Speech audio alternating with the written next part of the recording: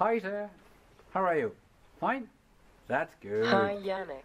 I'm Yannick Sayer. How are you? Voyons aujourd'hui le prétérit des verbes réguliers et irréguliers. Tout d'abord, il faut savoir que le prétérit est un temps passé, terminé. Il permet de parler de ce qui s'est passé hier, il y a 2 jours, la semaine dernière, le mois dernier, ou encore il y a des siècles. Voyons cela avec quelques exemples. Yesterday, I was in Montmartre. Hier, j'étais à Montmartre. Yes. Last week, Sophie walked along the Seine. Sophie marchait le long de la Seine. Ou encore ici, months ago, Oliver climbed up the stairs to go to the Sacré-Cœur. Olivier montait donc les escaliers pour aller au Sacré-Cœur. Si le prétérit des verbes irréguliers est à connaître par cœur, comme par exemple to be va donner I was, you were, etc. Ou encore avec to write, écrire, va donner I wrote, you wrote, etc. Le prétérit des verbes réguliers est plus facile, il se termine toujours par id. Et ceci à toutes les personnes.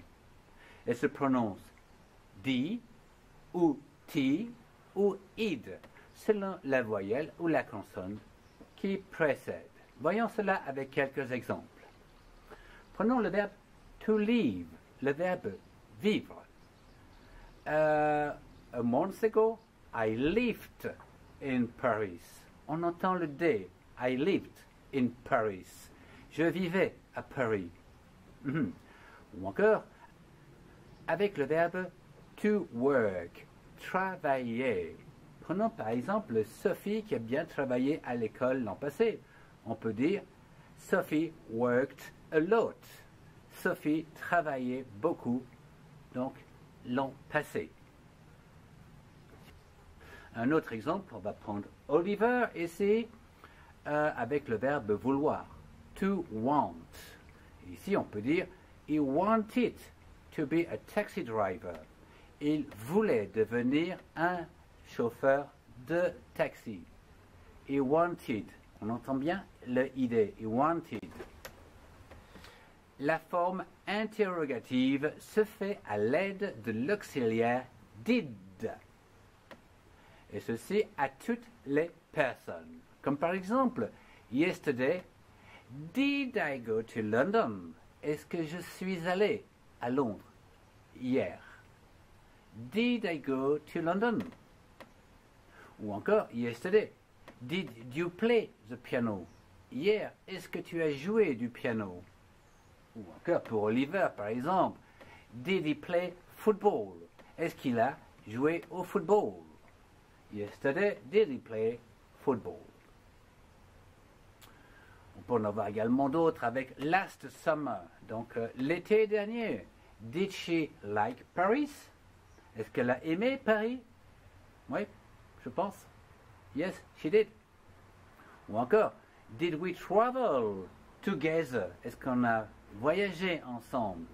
Yes, we did. Did we travel together? Yes, we did. Et enfin, pour les deux, Sophie et Oliver, did they stay at home last summer?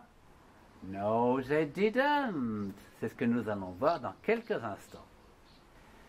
La forme négative se construit avec l'auxiliaire did plus not, contracté en didn't à toutes les personnes.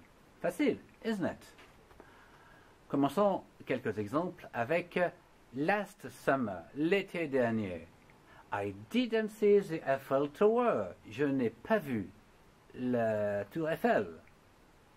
Last summer, you didn't eat fish.